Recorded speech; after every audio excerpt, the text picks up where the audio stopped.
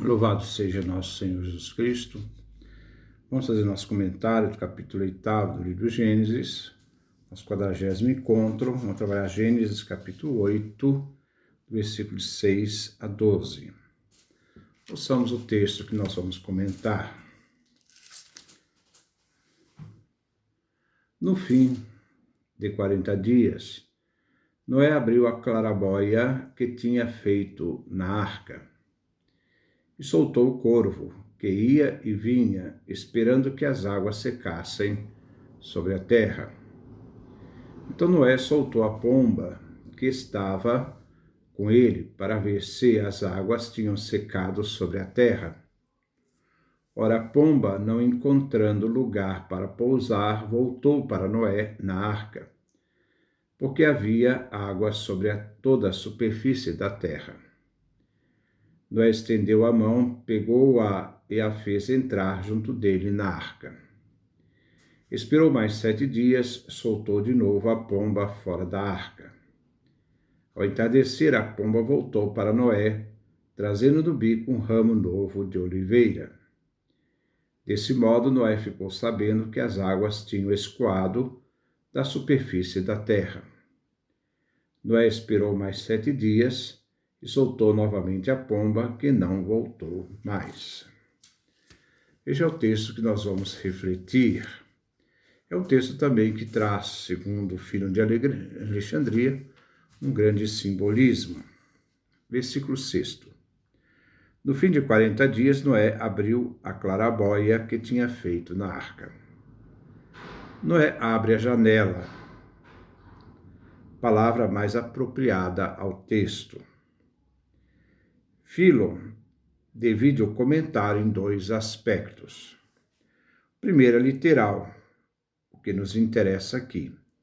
O segundo é o sentido mais profundo, onde as coisas sensíveis penetram o intelecto para serem conhecidas. A visão é uma das janelas da alma, no sentido literal. Retomemos o percurso do dilúvio. O dilúvio começa no 27º dia do 7º mês do sexcentésimo ano da vida de Noé, isto é, 600 anos. É o seu aniversário. Era, então, primavera. A arca parou nos montes Ararate, no 27º dia do 7º mês. O dilúvio se tornou invisível no 61º ano, 601. Também no 27º dia do mês. Um ano depois cessou, estabelecendo a terra na época da destruição pelo dilúvio, florescendo e prosperando na primavera. A torrente do dilúvio durou 40 dias, e quando se abriu o cataclisma, era praticamente a duração de 40 dias, as cataratas do céu e as fontes do abismo da terra. Assim, depois de 40 dias de cataclismo, volta a estabilidade. Noé então abre a janela, após as cataratas cessarem, 40 dias. O restante do dilúvio durou 150 dias, e as águas abaixaram durante 150 dias.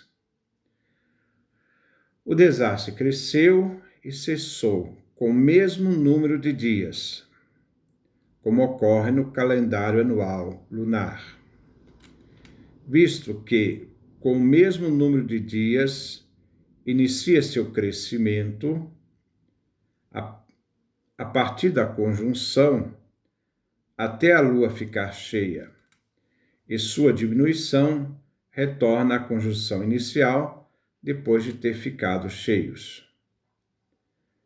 Vemos com isso a ordem da recriação.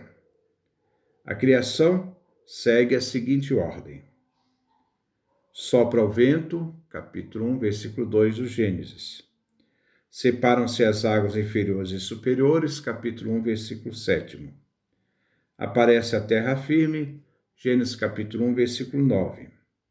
As plantas, Gênesis capítulo 1, versículo 21. As aves voltam ao seu elemento, capítulo 1, versículo 20. E o ser humano sai para repovoar a terra, capítulo 1, versículo 28. O pós-dilúvio, vemos a recriação, fonte,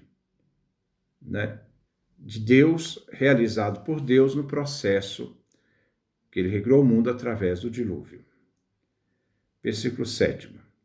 E soltou o corvo que ia e vinha, esperando que as águas recuassem sobre a terra. Visto que Deus fechou a arca por fora, Noé abre uma janela para o mundo de fora. No relato do dilúvio babilônico, foram soltos 3 pássaros, um corvo, uma pomba e uma andorinha. No relato babilônico, o corvo não volta. No relato bíblico, somente corvo, tradição sacerdotal do pós-exílio. Os sacerdotes deviam conhecer esse relato babilônico, pois influenciou muito a vida dos judeus lá, no pós-Babilônia. Tanto é que houve uma mudança de paradigma. Antes do dilúvio, os israelitas eram monárquicos. Antes do exílio, os israelitas eram monárquicos, regidos por reis. Depois do exílio, se tornam uma sociedade sacerdotal. A angelologia e demonologia são herdados dos babilônios. No relato bíblico, embora tenha o corvo por primeiro, o relato vai centrar-se, no relato bíblico, na pomba, que é de tradição javista. No relato babilônico, a pomba e a andorinha voltam, mas não o corvo. Filo afirma neste versículo: o corvo era considerado como uma ave realizadora e mensageira. Se observavam com vigilância o voo e o som que ela crocita, como se estivesse comunicando algo escondido. No sentido mais profundo, o corvo é uma criatura escura, indiferente e veloz, que é símbolo do mal, pois o corvo traz a noite e a escuridão para a alma. É uma ave veloz que sai para conhecer todas as coisas do mundo de uma só vez. Aqueles que apanham o corvo são levados à destruição. E também a origem da arrogância, do desaforo impudico, se opõe à virtude.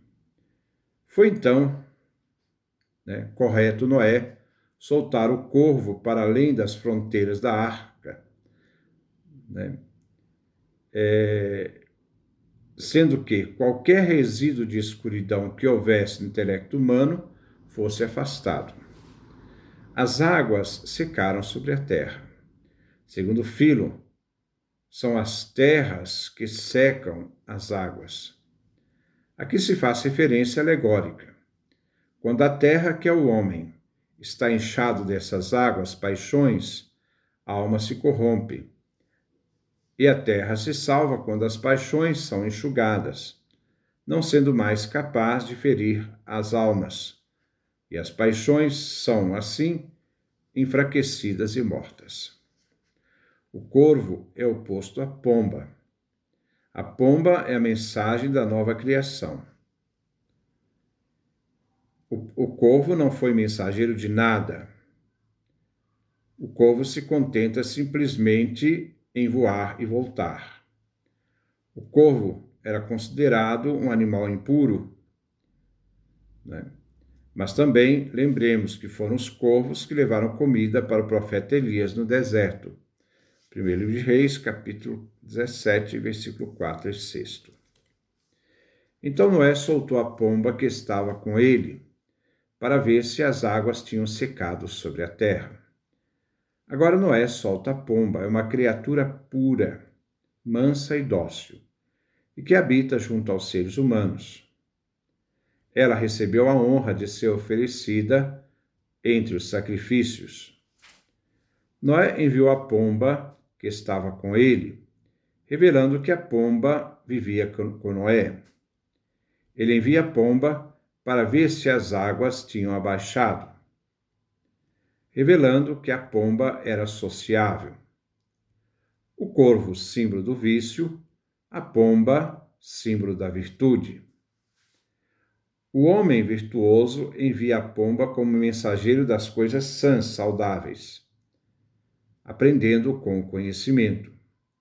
A pomba é aquela que presta serviços aos seres humanos. E assim, os seres humanos possam guardar-se das coisas más, injuriosas, corvos, e receber coisas úteis, como zelo e boa vontade, símbolo da pomba. A pomba seria a mensageira da nova criação, por isso Noé a envia. Versículo 9. Ora, a pomba, não encontrando lugar para pousar, voltou para a arca, porque havia sobre toda a superfície da terra águas. Noé estendeu a mão, pegou-a e a fez entrar junto dele na arca. Então, ora, a pomba, não encontrando lugar para pousar, voltou a Noé na arca, porque havia sobre toda a superfície da terra. Noé estendeu a mão, pegou-a e a fez entrar junto dele na arca. Assés encontrou neste versículo o sentido da virtude. O comentário judaico da Torá afirma que a narrativa bíblica é imbuída de fé monoteísta, viva, e de profundo sentido ético-moral. Na Bíblia, Deus não age por maldade, ciúme ou falta de temperança, como nos relatos babilônicos, mas quer manifestar a sua justiça à humanidade, que se tornou culpada pelos pecados graves. Além de ser justo, Deus é misericordioso e assegura a salvação a Noé e sua família. E através dele, de Noé, recria a humanidade.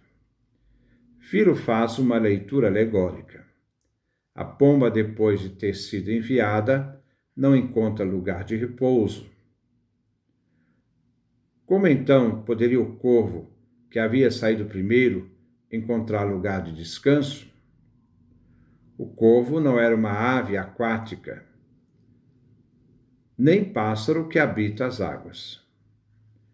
O corvo indica o vício que sai das torrentes da paixão e desejo que inundam e destroem tantas almas como as vidas humanas. A virtude, a pomba, retrocede, volta e, não encontrando lugar permanente onde repousar, volta para permanecer e repousar. Noé então estende a mão e toma a pomba. Noé é o homem sábio que usa a virtude como mensageira dos acontecimentos. A virtude, pois, estende a mão com a palavra e com a obra, abrindo o intelecto e expandindo-o, até o número perfeito, equilibrado e pleno, com toda a boa vontade. O corpo, então, é símbolo do vício, que também aqui vem simbolizado pelo corvo. A pomba, ao contrário, símbolo da virtude e filosofia, a pomba é aquela que busca a sabedoria. Noé retoma a sabedoria, a pomba que não encontrou repouso, não encontrou lugar nenhum. A sabedoria, quando não encontra repouso, retorna ao homem sábio. E ele estende a mão e a recolhe na arca, isto é, no intelecto. Versículo 10. Expirou mais 7 dias, soltou de novo a pomba fora da arca. A ação de Noé expressa sua esperança e da mudança do mundo para melhor, com o fim do dilúvio. Os 7 dias expressam sua realidade sagrada e divina, como Deus, no 7º dia, completou a criação do mundo, vendo que o seu trabalho foi feito e bem feito. Versículo 11. Ao entardecer, a pomba voltou para Noé, trazendo no bico um ramo novo de oliveira. Desse modo, Noé ficou sabendo que as águas tinham escoado da superfície da terra. Porque a Escritura afirma que Noé sabia que a água tinha escoado, cessado de cobrir a terra? Se a folha estivesse molhada, tomada da água, ainda estaria úmida, mas já estava seca e verde. Assim, um ramo verde expressa que as águas tinham escoado da superfície da terra. Ao anoitecer, entardecer, depois de ter voado durante o dia, a pomba traz no bico um ramo verde de oliveira. A oliveira tem sempre suas folhas verdes e é chamado rainha das árvores. Juízes, capítulo 9, versículo 8. A oliveira, seu óleo, é que mantém as candeias acesas e sustentam a luz durante o entardecer e anoitecer. Versículo 12. Noé esperou mais 7 dias, soltou novamente a pomba, que não voltou mais. A espera paciente de Noé, a virtude do sábio. A pomba com ramo de oliveira foi promovida assim a símbolo universal de paz, de recriação. A pomba com ramo verde de oliveira no bico é mensageiro da nova criação. A pomba com o ramo verde de oliveira no bico, ela, a pomba, é mensageira da nova criação. Promessa feita pela folha de oliveira arrancada. O corvo, ao contrário, não foi mensageiro de nada. Agora a pomba foi solta novamente para não mais voltar, trazendo entendimento que a terra secou, que a água retrocedeu, que a terra secou. O não voltar exprime o bem comum de todos. A terra está seca e todos podem preparar para sair da arca. É um sentido bastante simbólico, porque a leitura alegórica também feita por Philo a cada um desses versículos, até o capítulo 11, que mostra essa realidade de uma leitura literal, é o texto pelo texto, aquela que informa o texto, e a leitura alegórica, o que essas realidades expressam através de um sentido mais profundo, um sentido mais espiritual. Dentro dessa realidade, vamos supor, o corvo e a pomba expressam duas realidades distintas. O ser humano e a arca expressam o ser humano. A janela expressa os olhos, porque os olhos são a janela para a alma e é através dos olhos que se pode contemplar a realidade para poder, então, refletir sobre ela. E a realidade é a realidade que existe entre os vícios e as virtudes. E, ao mesmo tempo, como o dilúvio destrói o mal e Deus recria, mas uma semente do mal ainda continua na humanidade através da mulher de Noé, porque a mulher de Noé é filha, descendente de Caim, que traz a semente do mal que vai continuar na humanidade. Então, sempre carregada de simbolismos, nessa leitura que nós fazemos, alegórica, que nós estamos tirando também de Fílon de Alexandria. Nossos comentários são bastante literais, eles não entram muito em detalhes, mas é interessante ver esse sentido espiritual da leitura que Fílon de Alexandria, um judeu de Alexandria, que faz a leitura da Sagrada Escritura a partir também dos elementos da filosofia e da sabedoria. Que Deus nos dê a sua graça, a sua bênção, a sua face expandir-se sobre nós.